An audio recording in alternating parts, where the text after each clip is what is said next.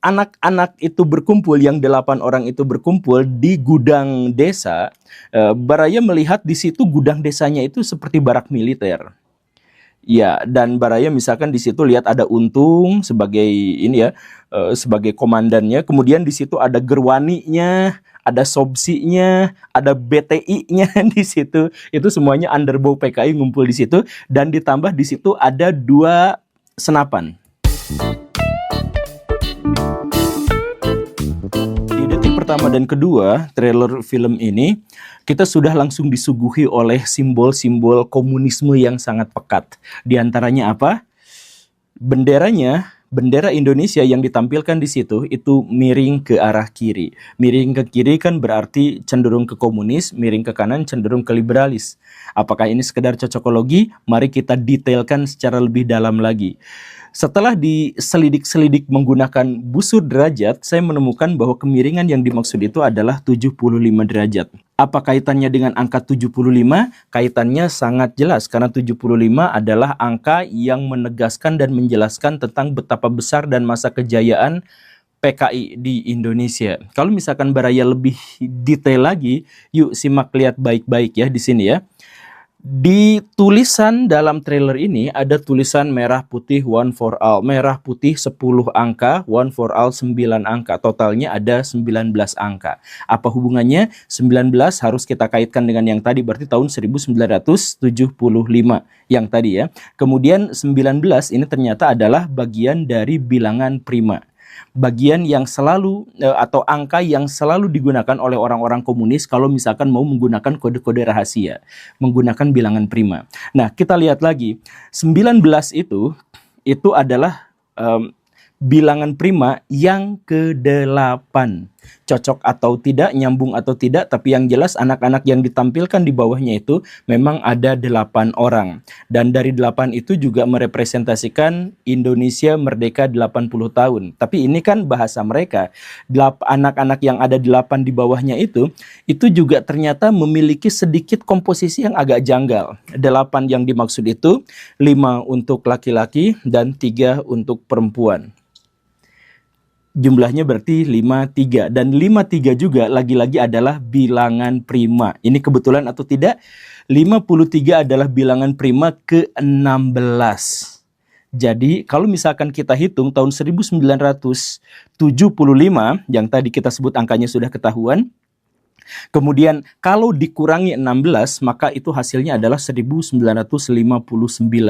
Itu adalah angka kejayaan komunis di Indonesia, di mana pada tahun itu Nasakom digelar di Indonesia, nasionalis agama komunis.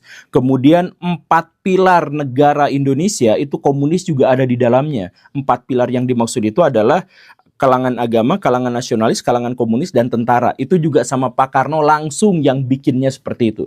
Kemudian Indonesia juga pada waktu itu tergabung dengan blok kiri atau blok komunis, di mana bikin Jakarta Pyongyang, poros Jakarta Peking, dan lain sebagainya. Termasuk Indonesia pada waktu itu juga bikin acara-acara besar yang berhubungan dengan komunisme. Termasuk kita bikin Ganevo. Nah, tapi itu semuanya dimulai dari kejayaan komunis di Indonesia tahun 1959. Jadi, kalau 1975 dikurangi 16 itu, maka itu hasilnya adalah kejayaan komunis. Tapi kalau ditambahkan, itu berarti hasilnya tahun 1991. Itu adalah puncak kejayaan dari musuh-musuh komunis. Karena pada waktu itu tentara di zaman Orde Baru lagi kuat-kuatnya, kalangan Islamis lagi bangkit dengan ICMI dan lain-lainnya, Pak Harto sudah mulai berangkat haji pada tahun itu, dan lain sebagainya. Jadi itu adalah puncak dari kejayaan musuh-musuh komunis. Makanya 1975 itu harus kita garis bawahi. Kalau misalkan ditambah dengan 16 atau dikurangi dengan 16, itu adalah hasilnya benar-benar polar gitu ya, terpisah dalam 2 kutub yang berbeda. Makanya orang-orang komunis dalam hal ini tuh harus menegaskan itu. Makanya muncul dengan angka-angka ini. Dan kalau Baraya masih menganggap ini sebagai sebuah kebetulan, oke, kita lihat lagi komposisinya. Dari 8 anak yang dimaksud itu, dalam trailer 1-2 detik awal itu 6 anaknya yang berpasangan dalam 2-2-2 gitu, itu semuanya berdampingan, baik-baik, lucu-lucuan, salam-salaman, dan lain-lain. Tetapi yang ujung ini, Nah, ujung ini beda. Ujung ini tuh walaupun wajahnya ceria, tapi jaraknya dibuat berjauhan, sekalinya dekat, gontok-gontokan, pukul-pukulan. Ya walaupun pukulnya kelihatan main-main, tapi ini berbeda dengan gimmick yang lainnya. Yang lain mah peluk-pelukan gitu ya, yang ini gelut-gelutan. Kenapa? Yuk coba kita lihat. Yang satu anak berbaju merah, yang satu anak berbaju hijau. Jadi ini sebenarnya adalah wujud bahwa komunis itu lagi gontok-gontokan sama Nahdlatul Ulama. Karena Nahdlatul Ulama itu adalah musuh bebuyutan komunis atau PKI di Indonesia pada waktu itu. Maka coba kita lihat garis bawahi di sini. Anak ini yang paling sering muncul di thriller ini di antara 8 anak yang lainnya. Anak ini digambarkan katanya orang Papua. Atau misalkan dibayangkan sebagai orang yang seperti itu gitu. Ya, tapi itu sama sekali bukan orang Papua. Sangat tidak nasionalis kalau menyebut bahwa dia itu adalah orang Papua berdasarkan ciri fisiknya. Ya memang saya mohon maaf ya, kulitnya gelap. Tapi kulit gelap Papua tuh sangat berbeda dengan kulit gelap Afro-Amerika. Ini Afro-Amerika. Ciri fisiknya, keritingnya, wajahnya, hidungnya, mulutnya itu Afro-Amerika. Itu bukan Papua. Ini beda banget. Nah, jadi itu bukan ciri orang Papua. Dan kalau misalkan Baraya lebih detail lagi, sebenarnya ini juga bahkan bukan orang Afro-Amerika. Ini adalah representasi dari Letkol Untung. Pakai baju merah dan seperti itu badannya satu-satunya yang pakai steroid. kata netizen. Satu-satunya yang pakai steroid itu Untung, karena Untung itu memang berbadannya gempal dengan kulit yang agak gelap dengan proporsi wajah yang kurang lebih juga seperti ini. Jadi kita garis bawahi bahwa dia tuh sebenarnya adalah Untung gitu. Nah, makanya Untung lagi gontok-gontokan sebagai orang komunis dengan orang-orang Islam tradisional, dalam hal ini NU. Makanya bajunya juga seperti itu dan digambarkan dengan cara seperti itu. Ini kita berbicara tentang simbol-simbol semiotika gitu ya. Dan setelah kita menggarisbawahi bahwa orang ini adalah Untung, scene pindah berikutnya ya ke sebuah desa. Di sana desanya juga itu desa yang sangat-sangat janggal. Baraya silahkan kembali ke bangku sekolah, kemudian duduk di pelajaran geografi, khusus untuk misalkan ciri masyarakat desa dan masyarakat kota. Di sini Baraya akan menemukan bahwa desa dalam scene video ini, dalam trailer ini benar-benar janggal. Salah satu kejanggalan yang paling kentara itu adalah di sini tuh ternyata orangnya heterogen sekali. Yang Chinese ada, yang kayak boogeyman ada, yang hitam ada. Kemudian profesinya juga berbeda-beda. Bahkan anak yang dipanggil secara random dari desa itu mewakili 8 suku bangsa yang berbeda. Ini gak mungkin ditemukan dalam desa Baraya, apalagi desa di Indonesia. Jadi ciri dari desa itu masyarakatnya homogen. Baik itu secara ras maupun secara profesi. Yang heterogen itu masyarakat kota. Coba Baraya datang ke desa manapun di Indonesia secara random gitu ya. Itu heterogenitasnya sedikit sekali, tipis sekali. Kebanyakan orang-orangnya homogen gitu. Karena bukan tempat pertemuan orang menjalin transaksi ekonomi, bukan. Tapi masyarakat yang secara alamiah lahir, meninggal di situ secara kekeluargaan. Makanya homogen. Nah ini kenapa? Desa tapi kok heterogen? Nah, ini aneh. Satu-satunya penjelasan adalah bahwa ini adalah desa khas orang-orang komunis, di mana orang komunis itu menciptakan keseragaman, keserataan dari perbedaan yang sangat besar. Kemudian dari keseragaman dan kesetaraan itu, biasanya basis-basis komunis itu selalu di desa. Mau di Cina, mau di Indonesia, mau di mana-mana, basis dari komunisme itu adalah di desa. Karena apa? Karena lambangnya palu arit. Yang satu itu adalah petani dan yang satunya lagi itu adalah kuli, pekerja. Nah, ini petani ngumpulnya di mana? Ini pekerja kasar ini ngumpulnya di mana? Atau berasal dari mana? Ya pasti dari desa. Makanya komunis itu selalu berasal dari desa. Nah, ini desanya tapi sudah heterogen. Desa yang dibangun secara struktur oleh orang-orang komunis. Jadi ini desanya desa komunis. Dalam hal ini sudah jelas ya. Kemudian ada yang lucu lagi di sini, ada scene palurah ngomong, ngumpulin bla bla bla bla gitu ya. Si palurahnya itu wajahnya mirip siapa coba?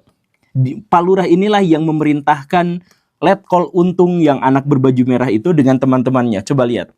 Palurahnya itu ternyata mirip dengan Syam Kamaruzaman, agen ganda PKI yang menyelusup ke Angkatan Darat. Jadi dialah yang selama ini memerintahkan Untung untuk melakukan begini dan begitu dalam proyek besar mengkomuniskan Indonesia dalam peristiwa September tahun 59, kan begitu ya. Nah, ini Syam Kamaruzaman ini lagi ngomong, kemudian ngumpulin ke anak-anaknya, dan kemudian si anaknya itu yang letkol Untung tadi itu, dia ngomong satu tim untuk merdeka atau yang semacam itu gitu ya. Ya, Baraya menganggap bahwa itu adalah kata-kata yang biasa-biasa aja. Kata merdeka itu merujuk pada Jalan Merdeka Selatan, di mana komunis itu memproklamirkan kemenangan dalam peristiwa KUP tahun 65 itu di RRI di Jalan Merdeka Selatan. Cocok kan? Cocok. Nah, ditambah lagi, kemudian Baraya mau tambah kecocokan lagi ya. Ketika anak-anak itu berkumpul, yang 8 orang itu berkumpul di gudang desa, Baraya melihat di situ gudang desanya itu seperti barak militer. Ya, dan Baraya misalkan di situ lihat ada Untung sebagai ini ya, sebagai komandannya, kemudian di situ ada Gerwaninya, ada Sobsinya, ada BTI-nya di situ. Itu semuanya underbow PKI ngumpul di situ, dan ditambah di situ ada 2 senapan.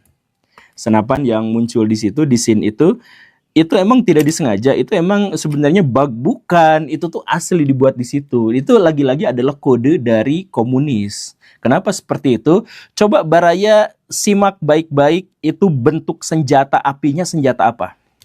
Itu adalah AK-12K dan AK-12SK. Dua-duanya buatan Soviet, Rusia. Jadi mereka itu untuk menciptakan sebuah gerakan yang akan dilaksanakan nanti tanggal 17 Agustus ya, bla bla bla segala rupa gitu. Itu mereka sudah mempersiapkan gudangnya, gudang senjatanya, dan senjatanya sudah disuplai oleh negara komunis paling kuat di dunia gitu. Jadi si letkol Untungnya sudah mengumpulkan orang-orang dari Gerwani, dari BTI, dari mana-mana itu, semua underbow komunis itu untuk melakukan pemberontakan di tempat itu. Begitu kan? Nah, coba kita lihat scene berikutnya ya. Anak-anak itu kemudian masuk ke hutan untuk mencari bendera merah putih, katanya begitu ya. Tapi hutannya juga lagi-lagi ini janggal gitu ya. Janggal tuh dalam artian, di satu sisi hutan ini menunjukkan hutan ini ada di pegunungan. Dilihat dari vegetasinya, dilihat dari jenis dan bentuk batuan-batuannya, kemudian dari kontur tanahnya, ini jelas pegunungan, area tinggi. Termasuk nanti kemunculan hujan itu juga adalah hujan orografis, hujan gunung gitu ya, kelihatan banget di situ. Tapi yang membedakannya itu di situ tuh ada banjir. Banjir yang air sungai itu sampai menutup jalan, dan orang-orang yang di situ kebingungan, wah jalannya ketutup. Ini aneh, di gunung tuh gak bisa banjir. Tapi di sini kenapa gunungnya kebanjiran? Nah, nampaknya ini disumbat. Artinya apa? Artinya orang-orang komunis pada waktu itu sedang mau melakukan pemberontakan, tapi tiba-tiba dihalangi oleh kelompok-kelompok yang ingin mempertahankan Indonesia dari upaya kudetanya komunis. Makanya orang-orang komunis pas mau jalan, lah kok di gunung kok tiba-tiba ada banjir yang seperti ini gitu ya. Kemudian langsung ada scene berikutnya, di mana satu di antara anggota komunis itu jatuh, kepleset, kepalanya kepentok, terus lehernya patah. Ya walaupun digambarkan tidak lehernya patah, tapi itu kedengaran suara patahan lehernya. Coba perhatikan. Bagaimana ini? Aduh. Kretek gitu ya. Kretek itu si leher patah itu. Kemudian sejak saat itu berkali-kali diulang. Ada repetisi menggunakan kata hati-hati, hati-hati, hati-hati gitu ya. Nah berarti pada zaman itu komunis itu memberontak ke Indonesia itu digagalkan, dipatahkan, lehernya dipatahkan. Nah, makanya nanti kalau akan ada pemberontakan berikutnya lagi, itu hati-hati, hati-hati, hati-hati. Dan kemudian tak lama setelah itu muncullah scene tentang ular. Itu ular apa? Ular piton. Seharusnya digambarkannya itu piton, tapi itu lebih mirip seperti lorengnya tentara. Jadi lorengnya tentara itulah yang membuat gerakan komunis itu tertahan. Siapa yang menemukan ular dan kemudian balik lagi, yaitu dua orang itu kan, dua orang yang saya anggap itu sebagai representasi dari Yon 454 dan Yon 530.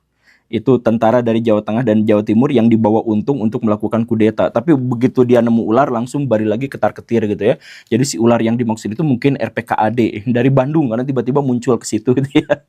Nah, itu simbol-simbol berikutnya. Dan kemudian setelah itu barulah ketahuan bahwa benderanya itu tidak mudah didapatkan. Karena bendera itu disandra oleh seseorang yang kemudian marah. Kenapa kamu melepaskan burung? Nah, jadi dalam scene sebelumnya itu kan ada kelompok anak-anak komunis itu lagi melihat burung. Burungnya warna merah. Kemudian dikandangin. Si burung itu dilepaskan agar dia terbang. Nah, si burung itu merah, merepresentasikan komunis yang ingin membebaskan diri untuk balik menggantikan Garuda Indonesia. Begitu. Makanya bunyi dari burung itu suara monyet. Ada burung cantik, tapi dikurung di dalam kandang. Kenapa burung suaranya monyet? Ini melambangkan oportunisme dan bisa dibilang kemunafikan dari orang-orang PKI. Kan orang PKI itu munafik luar biasa. Maksudnya dia jilat sana jilat sini. Kalau misalkan Bara yang ngerti sejarah ya, itu jilatannya tuh kuat sekali gitu.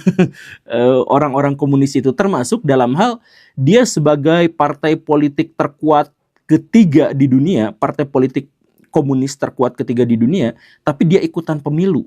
Dia mencoba masuk ke parlemen. Ini kan munafik banget. Bahkan ada partai komunis yang murni, murba, itu justru mereka musuhin habis-habisan. Jadi ini sebenarnya PKI itu bahkan terhadap komunismenya aja dia munafik gitu. Nah, makanya direpresentasikan dengan burung yang merah, yang komunis banget, tetapi suaranya monyet, yaitu melambangkan keserakahan dan sekaligus juga kemunafikan gitu. Nah, setelah scene itu nanti ditagihlah si anak-anak yang 8 ini. Kenapa kamu membebaskan itu? Saya mau ngambil bendera. Oke, kalau saya kasihin benderanya, tapi si burung itu harus ditangkap lagi. Nah, berhenti di situ kan, dan kemudian trailnya selesai dan berharap para penonton itu menjadi penasaran. Jadi apa yang akan diambil oleh Letkol Untung? Jadi pada waktu itu sebenarnya adalah kesepakatan. Tentara datang ke situ, menghentikan dan menggagalkan upaya coup dari Letkol Untung, kemudian nawarin, lu masih boleh hidup di sini, tapi hilangkan, abaikan, lenyapkan semua identitas komunisme dari muka Indonesia. Jangan sampai ada lagi. Tapi kalau tidak mau seperti itu, maka akan dihabisi sama sekali. Begitu kurang lebihnya. Ya, Baraya, ini adalah salah satu dari alur yang ingin saya sampaikan kepada Baraya. Bukan untuk memberikan penjelasan kepada Baraya tentang faktanya seperti ini, bukan. Tapi ini mengajak Baraya untuk berpikir liar di satu sisi, tetapi juga mengenali bagaimana skenario dari teori konspirasi itu dibuat. Penuh cocokologi, penuh dengan hal yang disambung-sambungkan, dikait-kaitkan, penuh dengan kausalitas yang ngaco dan sebagainya, tapi terbentuklah sebuah teori konspirasi. Dan saya berhasil bikin teori konspirasi ini hanya dalam waktu beberapa menit atau kurang, hanya dalam nonton video ini. Tapi intinya video ini saya harus apresiasi, karena walaupun budgetnya 6 miliar, walaupun dikerjakannya dalam waktu yang singkat, tetapi cukup menghibur dan memberikan banyak sekali masukan AdSense buat para konten kreator di Indonesia. Dan ini juga cukup baik untuk mengalihkan isu-isu yang berkembang di Indonesia perihal tema-tema yang lebih besar dan lebih agung gitu ya. Jadi salut untuk produser dan orang yang bikin trailer ini dan film ini. Semoga sukses selalu, sehat selalu. Indonesia membutuhkan kalian. Terima kasih karena sudah menyimak. Saya Guru Gembul. Assalamualaikum warahmatullahi wabarakatuh.